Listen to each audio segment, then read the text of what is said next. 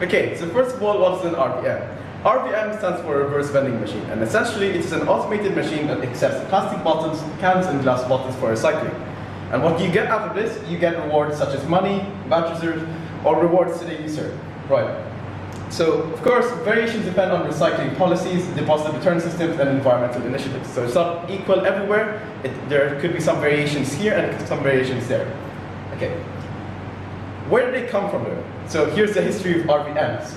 Initially, there were two brothers, Peter and Thor Plank, who in 1972 founded the company Tomra, which is dedicated for recycling and reusable material collection.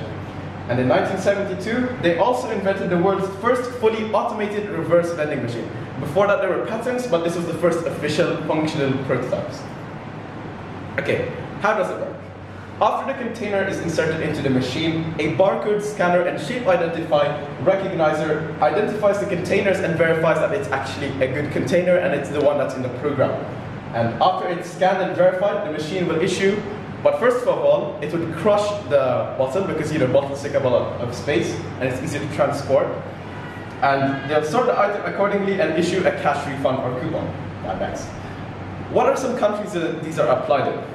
Well, we have Germany's FANG system, which is a deposit return system. We've got the UK and Ireland, Scandinavian countries such as Norway and Sweden, and the USA, however, this varies by state. So it's not all states, there's a few select states such as California and Los Angeles, Florida. Now, economic feasibility. How economically worth it is it? Well, first of all, it boosts local economy interactions by spending coupons and deposit returns. When you spend a coupon, you boost the local business. So it generates economic drive and that therefore boosts the economy. Now, saves money on manufacturing by reusing materials instead of processing new ones. It takes a lot of energy and money to make a new material instead of just reusing an old one. And additionally, it creates jobs for people to maintain and manages logistics. Right? Unemployment is a big issue. Unemployment rate in the Philippines, I think, is almost 4%, something like that.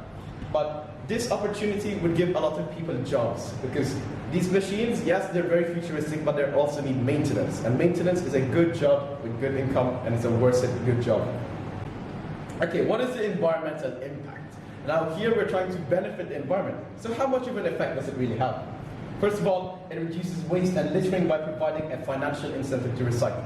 If you were to see a bottle on the side of the street, what would you do? Usually, you just ignore it. You just let it be there, because why would you pick it up and why would you throw it in the bin? Well, here, now you've got a financial incentive. And 50 fills for 2 bottles, you can buy 1 lollipop for that. It's a free lollipop. Anyways, it also uses limited resources more efficiently and decreases emissions from raw material production.